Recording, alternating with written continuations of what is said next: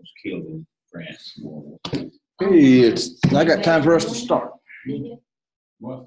On D-Day? No, he survived D-Day. beach landing. He was somewhere in France, and they were on course, and basically bombed.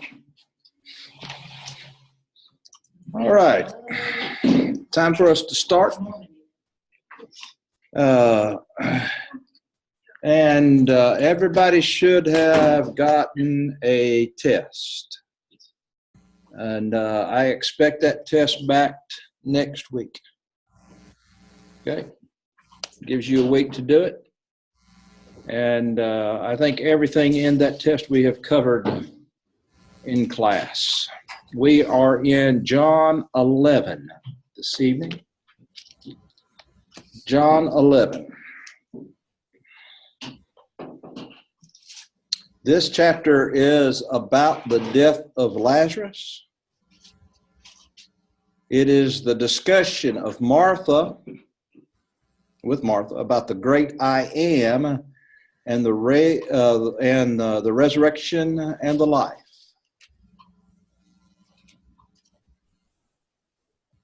And of course, it is also about the raising of Lazarus.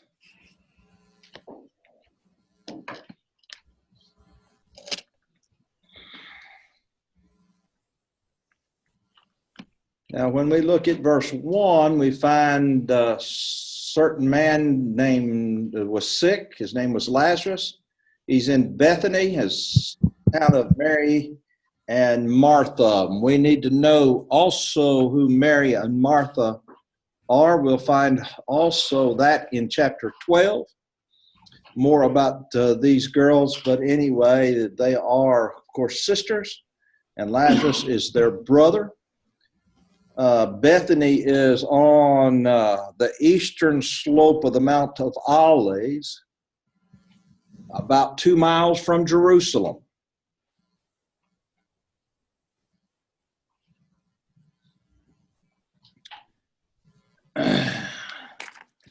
We find then this family in Luke chapter 10 and verse number 38. And now when it came to pass, as they went, he entered to a certain village, and a certain woman named Lazarus received him into her house.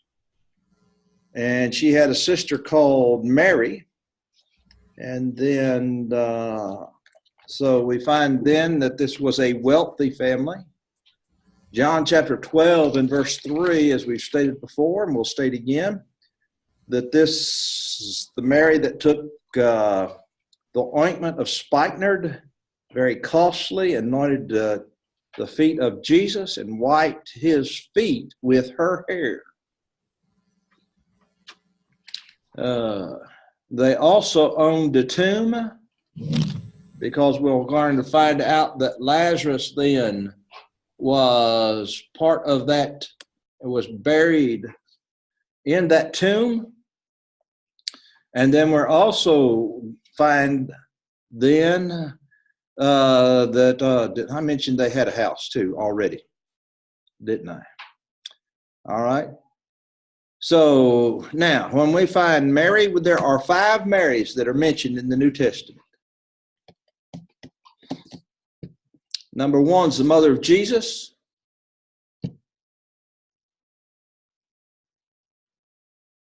Number 2 is the mother of Mark.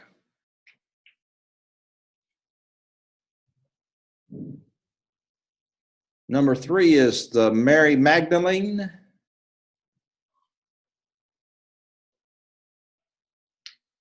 Four is the wife of Clopas, Clopas.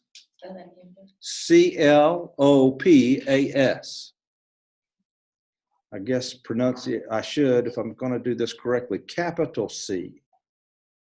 And then we have number 5. This would be the 5th one, would be the sister of Lazarus.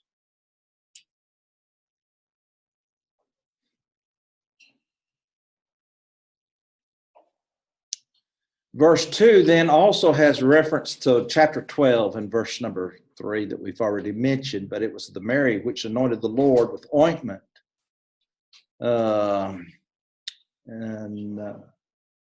Then she wiped his feet with her hair, whose brother Lazarus was sick.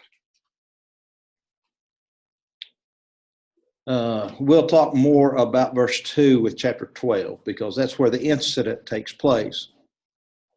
Verse 3, it says, Therefore his sister sent unto him, saying, Lord, behold, he whom thou lovest is sick.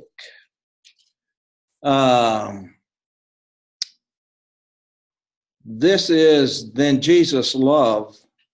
Not only did he love the world, but he loved individuals outside. Here is one then outside the apostles that he loved.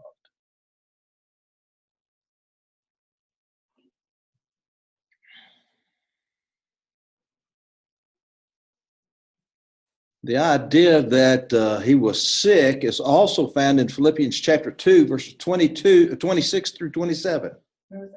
Philippians chapter 2, verses 26 and 27.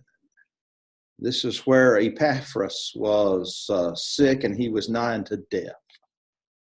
And so that's what this means, that he was, Lazarus, sick. And we're going to find out that he dies. Now, where Jesus is, now I mentioned where Bethany was, but now where Jesus is about 30 miles. So it's going to take time for them to walk up there and then walk back. 30 miles from Bethany. Yes, and that's significant. If you go back to chapter 10, you'll find that Jesus was where John was baptizing. And so they have to send, and Mary and Martha send for him. And then Jesus is not going to come directly. He's going to take a little time before he comes back. And there's a reason for that. Okay. Verse number 4.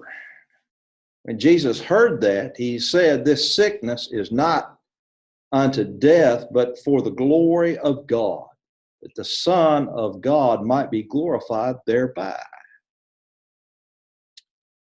Now, if we look at verse 40, and Jesus saith unto her, Said I not unto thee, that if thou wouldest believe, thou shouldest see the glory of God. So here is why this is happening to Lazarus, to see the glory of God. And that's what he's going to emphasize here, is the glory of God. Now, the glory of God is a very interesting study. Okay? In the Old Testament, when the tabernacle was built, what came down from heaven? Don't get ahead of me. Cloud by day and a tabernacle. He did it both times. Right. You had a cloud by day and a Pillar of fire by night. And this is also called the glory of God. All right. In Matthew chapter 5, verses 13 through 16, when Jesus then is saying, Ye are the light of the world, a city that set on a hill cannot be hid, or ye are the salt of the earth, that's really where he starts. Then he talks about them, and he says, Let your light so shine before men that they may see your good works and do what? Glorify your Father which is in heaven. In John 17 and verse 5, when we get there, we'll talk more about this too. Jesus prays to the Father, then glorify thou, well, with the glory that I had with thee from the beginning. Let's see. Let me get into 17, verse 5, not 16, 5. And now, O Father, glorify thou me with thine own self, with the glory which I had with thee before the world was. So here is the glorification then. Seeing the glory of God, the power of God, the might of God. Seeing these things then. Very interesting study when you study the glory of God.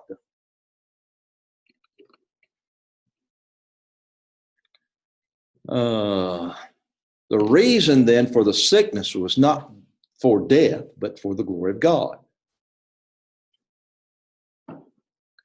God may take our afflictions and the afflictions of our loved ones for his glory and others' good. And this may be hard to accept. Okay.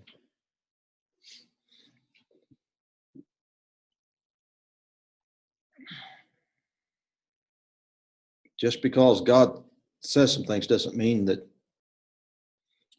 sometimes we have difficulty accepting what God said. Okay, when you're dealing with other people, sometimes they're having difficulty dealing with what you're teaching them. And they may not like it. Okay. So you've got to give time. Sometimes people need time to absorb some things. Okay. Now, when we look at this and consider some things, Lazarus may have been dead already. Look at verse 39. Take away the stone. Martha, the sister of him that was dead, saith unto her, Lord, by this time he stinketh, for he hath been dead 4 days. So he may have been, when Jesus is making this message, then may have been 4 days. All right, or a couple of days anyway. The message came and told Jesus, and he waited 2 more days. With a day travel time, this equals to about 4 days.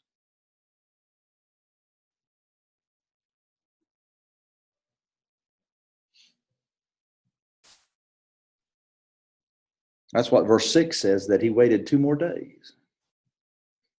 And I'll go ahead and give this to you, but the waiting of 4 days is an important thing to the Jews, because the Jews thought that the soul departed then on that 4th day. And he's waiting those 4 days before he comes back to Bethany. Although I don't think that's what actually happens. I think as soon as you die, your soul departs. But he's dealing with some of their customs and some of their ideas too. And he's trying to teach them some things here. Well, those kind of things, is that in Scripture, or is that from some secular writing? Well, you read some commentaries and they have done that. That's where I got mine from. And I don't know which commentary I got it from, but that's where, yeah, it's not anything scriptural about that. When we look at like Luke 16, and it mentions Lazarus in Luke 16 also, but that when he died, Lazarus died, the angels carried him to Abraham's bosom. So I think the soul departed. And that's what Jesus never taught anything that wasn't going to be true. And I think that's what Jesus is teaching in that passage. Now he's dealing with their traditions and their ideas. Sometimes you have to deal with that. I mean, there's not anything wrong with. Sounds like he was making the situation such that nobody could challenge. That's right. He was dead. That's right. That's right. All right, let's see. So he waited. All right, now verses 7 through 9, we find that he's going to go to Bethany. And after that he saith to his disciples, let us go into Judea again. And his disciples saith unto him, Master, the Jews of the late sought to stone thee. And goest thou thither again? And Jesus answered, Are there but 12 hours in a day? And if any man walk in the day, he stumbleth not, because he seeth the light of this world. If any man then walk in night, he stumbleth, because there is no light in him. So the apostles then are concerned about him. If we'll go down to verse 16, here is Thomas, which is called Didymus, unto his fellow disciples, let us also go, that we may die with him. 16. And Jesus had already told them there is a time to work. John chapter 9 and verse 4. We must work the works of him that is sent me while it is yet day. The night cometh when no man can work. And then we have some older folks in here will understand this from Ecclesiastes chapter 3, verses 1 through 8. There is a time to do things. There is a time to help, a time for direction. Who sang that song? Do everything turn. Written by Pete Seeger, song number. Okay. And there is a time for blessings.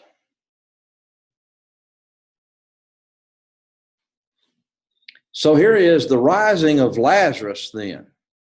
So doing the Father's will, that is in the daytime, or to walk in the disciples, which is night. The disciples' will, which is night. So there's a contrast going on here. Sometimes subtly, but we see that.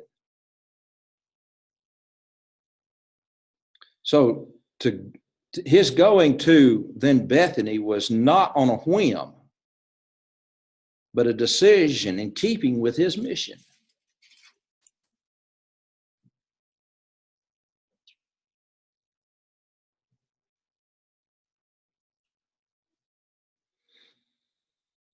Let's see, verse 11. These things said he that after saith to them, our friend Lazarus sleepeth, but I go that I may waken him out of sleep. And then his disciples, Lord, if he sleepeth, he shall do well. And howbeit Jesus spake of his death, but they thought that he was spoken taking of a rest and sleep. And then in verse 14, we find that he has to tell them plainly, Lazarus is dead. So sometimes you've got to tell people. You can't infer. You've got to sometimes tell people this is what's taking place, because their minds are not the same place as your mind. And as you're preparing to preach or teach a class, you've got to understand that not everybody's mind is where your mind is. One of the hard things to do is also to communicate what you have studied, because there are some things that you're going to study that you may not bring out in your lesson. You say, okay.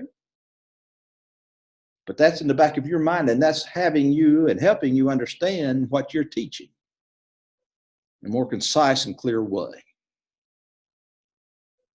But we've got to communicate then what is best. Sleeping then was one thought, but he spake of death. They thought Lazarus was sleeping and thus convalescing and would be fine.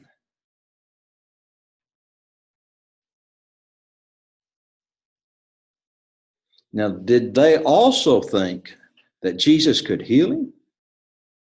Notice that's what Mary and Martha are both going to say. Lord, if you'd have been here, you could have healed him. And had no idea that he had power over the life and death, so he could then raise Lazarus from the dead, which he will do. Now, they had seen him heal people. Really, if you go back and read other accounts, he had also raised people from the dead.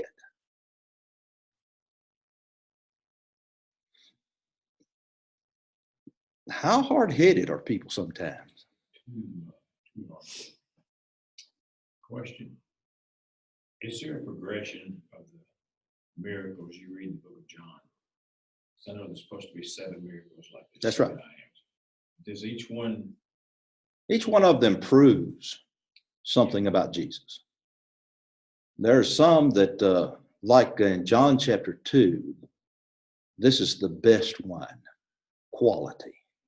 Sometimes quantity. He fed 5,000. He fed 4,000. Sometimes it showed he didn't have to be there. Now, John 20, 30, and 31, many other signs truly did Jesus in the presence, which are not written in this book, but these are written that you might believe. That's the purpose of those 7 miracles. Okay. So it is then to cause them to believe that Jesus is the Christ, which then is proving that Jesus is deity. We'll get into that too. That's what I preached on last night, that Jesus is deity. And this book is pointing to the fact that Jesus is deity. The great I ams. When we talked about John chapter 8, the I am that he says, and that refers back to Exodus chapter 3, verse 14.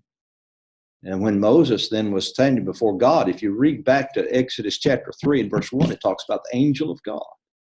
And he calls him Lord, calls him God. And then he said, what shall I say? Who sent me? And God said, I am that I am. And Jesus said in John chapter 8 and verse 58, before Abraham was, I am. Choose your ready to stone him to death. Yes, that was the results of that. Because, well, there's another time then he also said that he was the Son of God, and they were going to pick him up stoned. And he says they want to stone him to death. And he says, which of the good works? Why are you going to stone me? Which of the works He says, not because of the works that you do, but because you claim then to be the Son of God, which makes you equal with God. So that alone proves that too. So a progression, I don't know that there's a progression, but they all prove that Jesus is the Christ. I think it shows then time, space, whatever it needs to be, then he's proving that. Let's see. Did we get to verse 15? No. Okay, and I am glad for your sakes that I was not there, to the intent you may believe. Nevertheless, let us go unto him. So why Jesus was glad? Jesus would have healed Lazarus while he was still sick. But understand, the miracles were to prove who Jesus was, and this one would too. That he was the Son of God. Raising one from the dead was a better demonstration of divine power than healing the sick. He had then that power over death. And that goes back all the way to Genesis 3:15. The bruising of the head. Jesus' resurrection. And there's some significance in the fact that the Bible says that Jesus gave up the ghost. They did not take it from him. But he gave it up. And so there's some significance in that too. So let's see. In verse 16 it says, and then Thomas, which was called Didymus, that's a twin, unto his fellow disciples, let us go that we may die with him. The thought of the disciples or the Jews was the killing. All right, the Jews were going to kill Jesus, and they're going to seek this. And we're going to see when we get into chapter 12 and throughout, really, when we're dealing with the feast, this is going to be the last feast of the Passover. We're going to deal with the last, 3 days of Jesus' life, from really this chapter to the end of the book. That's 10 chapters. Okay, we're going to be dealing with his last events. This is the last Passover. We'll find that chapters 13. So we're slowing down time-wise now. I'm dealing with it a little bit more. Even the last 3 days of his life, it's not minute by minute, but he's dealing with it in sections and telling us what we need to do. So they're thinking of the killing, what the Jews wanted to do, and they had denied that. This Thomas is also the Thomas that was missing. And here's a great sermon idea. In John 20, verses 24 through 29, when you miss a service of the church, what do you miss? You said this was Thomas. John 20, the one that we call Doubting Thomas. Why did he doubt? I don't think he was necessarily doubting. He was asking for proof. And Jesus provided the proof. Here's my side and here's my hands. Now, he had missed the week before services. You know, what do you miss when you miss? See, you miss assembling with the Lord. You miss a lot of things. And I think as a preacher, I always thought if I ever then am going to let a congregation know that I am departing from them, I thought Sunday night or Wednesday night would be a great time to do that. Why? Well, who's there on Wednesday night and Sunday night? That's right. Well, we didn't know. Well, if you'd come to the service of the church, you'd know some things. You'd be informed about some things. Okay. So, all right. Now, the next section is chapters, verse 17 through 32. We're going to break this down a little bit. Okay. In verse 17 then, and when Jesus came, he found that he had lain in the grave 4 days already. Well, Mary's going to make that statement. He's already 4 days in the grave and he's going to stink. I mean, how gross is that? He's already putrefying. The worms go in, the worms go out, the worms play pinochle on a snap.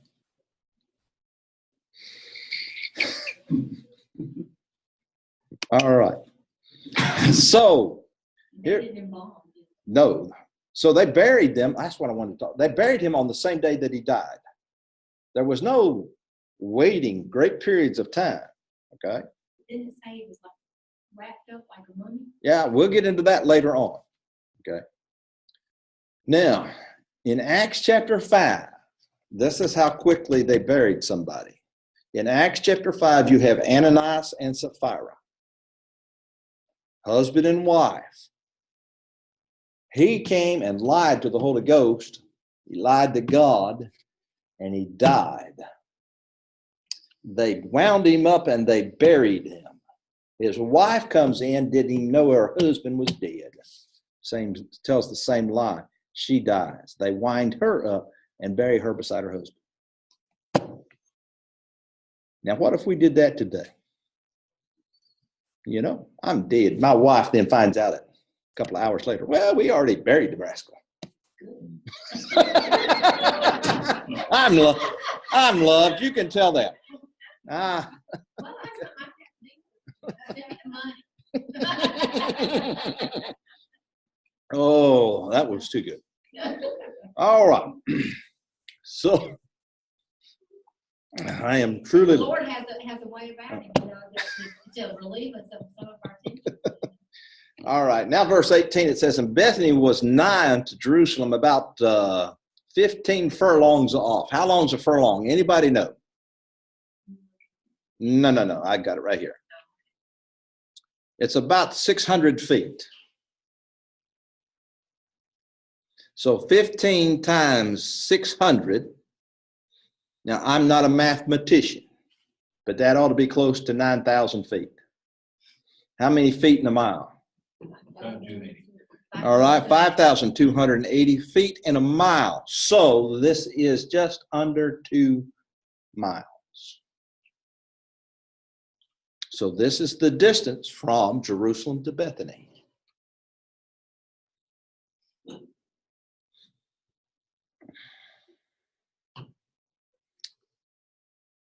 And then many of the Jews came to Martha and Mary to comfort them concerning their brother. These were the Jews, were politicians of the day. They were the Pharisees. All right, they exhibited friendship with the family. Why? Well, number They knew one. Jesus would be there. Well, not necessarily. Number one, because they were all Jews. Okay. Number two, because of the friendship with the family. And number three, because of the prominence, I guess, would be of the family. How many people, and I'm going to date myself again. How many people, when Elvis Presley died, were really there because he was a prominent singer of the day? Do y'all know who Elvis Presley is? Okay. Well, I moved to Memphis, and I think he had just passed away. There was a big thing going on there. When I lived in Memphis, we were shopping at a mall one night and asked everybody to get together and leave about 10 minutes before they closed. We asked as we're going out, well, why do we have to leave now? We're going to get the store cleaned up so Elvis can come. Yeah. That's like Barbara Bush. I mean, there's a prominent family. How many people went there because of the prominent family? So we have that today too. Anyway, the Jewish tradition says that there are 7 days of public mourning and then 30 days of private mourning. The Bible's interesting about the mourning. When you go back in the book of Genesis and see how long they mourned for Israel, Jacob, and then how long they mourned for Joseph. And then you come, how long did Abigail mourn for her husband? And so the idea of mourning, and really it's a more of a cultural thing that we mourn for. And I could talk more about that, but that's enough about that too. But anyway, that's Jewish tradition. 7 days. Are you recording? I am, but it just told me I needed to upgrade, and I've got 10 minutes. Let me see what happens if I upgrade. Okay. Let me go here. I think I just lost everybody. There, okay. Okay. I need to close this out. Cancel that one. Anyway, I'm having some issues with Zoom, so if I leave you, we'll have to do something else. Anyway, hopefully I got that corrected. Let's see, we got down to verse number, okay, let's look at 20. And Martha then, as soon as she heard Jesus was coming, went and met him, and Mary was still in the house. And then when Martha said unto Jesus, Lord, if thou had been here, thy brother had not died. So here's the regret then that Jesus had not been there when Lazarus had died. Notice verse 39. There's where then Martha is going to say the same thing that Mary has said. But notice also that they're going to talk about what Jesus asked. They know that God will give. So when we look at this, Martha then did believe that Jesus would ask God and he would perform it. Jesus saith unto her, I am the resurrection. Okay. And Jesus replied in verses 23 and 24, Jesus did not say when this resurrection would take place. I am the resurrection and the life. Thy brother will rise again, verse 23. Martha said, I know that he shall rise again in the resurrection in the last day. What's that letting us know about Mary and Martha and Lazarus? Okay, but what kind of group would they have believed in? Herodians, Sadducees, Pharisees? What did the They didn't believe, they were Sadducees. Okay, Pharisees. all right, that's right, because Sadducees don't believe in the Resurrection. resurrection. That's why they're Sadducees. So they would have been more in line with the Pharisees, okay, because they believed then in that. All right, John chapter 5, verse 28, 29, marvel not at this, for all that is in the grave shall hear his voice, and shall come forth, they that have done good to the resurrection of life, and they that have done evil. So there's going to be that great resurrection at the last day, and that's what Martha at this time is referenced to. But Jesus says, there might be something else going on here. Okay. And Jesus says in verse 25 and 26, I am the resurrection of life. He that believeth in me, though he were dead, shall he live. And whosoever liveth and believeth in me shall never die. Believest thou this? Okay. He's talking about you'll die in eternity, right? That's true. But if you don't believe in him, you're not going to die. You're going to get eternally punished. That's right. You're not gonna die. That's So right. either way, you're not going to die. That's, well, Well, it's eternal death. but they see Revelation considers that in Revelation 21, all liars shall have their part in the lake of fire, which burneth with fire and brimstone, which is the second death. So that is considered death because it is, look at death, it is a separation. Yeah, it is a separation. 2 Thessalonians chapter 1, verses 7 through 9. It's a separation from God. And Luke 16, there was a great gulf so that one cannot pass to the other. So there is a separation. And that's what death is all about. All right, and Jesus, by stating that he was the resurrection of life, shows that he had power over both life and death. And that Lazarus was about to be raised. Now, when Jesus then raises Lazarus, you've got to understand what the Jews are going to do to Lazarus. They're seeking then to kill him. And they will seek to kill him. Okay. Maybe we can get to break time and then I can fix this during the break. Hopefully.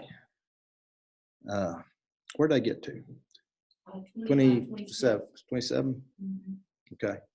You hadn't done 27. Yeah, I did. Well, whosoever believes in shall never die. That is talking about in eternity. Yeah.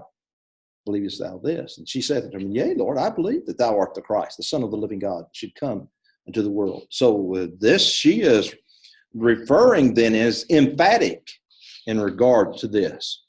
She calls him Lord Christ, okay, the Son of God.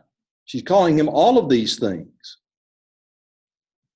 And this is in the emphatic. She may not have understood everything involved, but she understood enough to make this statement.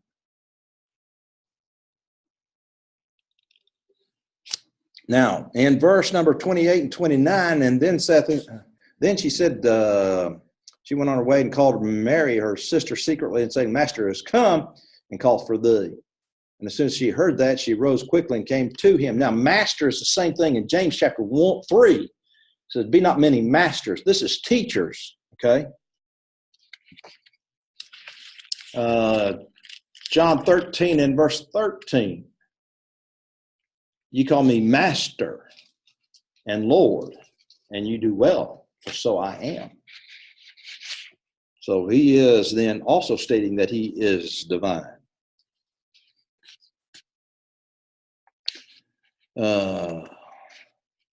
Mary then was willing to please Jesus, so she goes to him. This shows something else too that we need to understand. This is prompt obedience. And notice there is a theme throughout the Bible that when God told them to do something, they rise up early. Go into the Old Testament and look at this, and they rise up early in the morning, and they get, when Abraham was told to offer Isaac, he gets up early and he does some things. When Joshua has some job to do, he rises up early and he gets us. What's that for us? We need to get things done for the Lord. We don't need to dilly-dally, and many times we dilly-dally. Okay.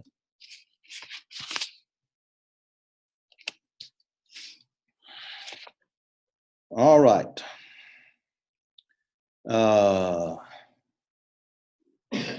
Then the meeting of Jesus by the sisters, verses 30 and through 32. Now, Jesus not yet coming to town, but in that place where Martha met him, and the Jews which were with her in the house comforted her. And they saw Mary, that she rose up hastily and went out, followed her, saying, She goeth unto the grave to weep there. When Mary then was come where Jesus was, she saw him, fell down at his feet, and saying unto him, Lord, if thou had been here, my brother had not died. Jesus was still at the place where the above conversation took place. That's verse 20. And the Jews did not know where Mary was going, so they followed her, supposing her to go to the tomb. Yes. Then Mary makes the same comment that Martha does in verse 21. So they have talked about Jesus and his ability to take care of Lazarus while he was alive.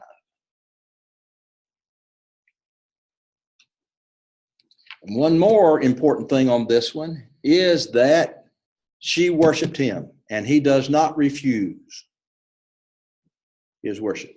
That's proof of his divinity. Okay.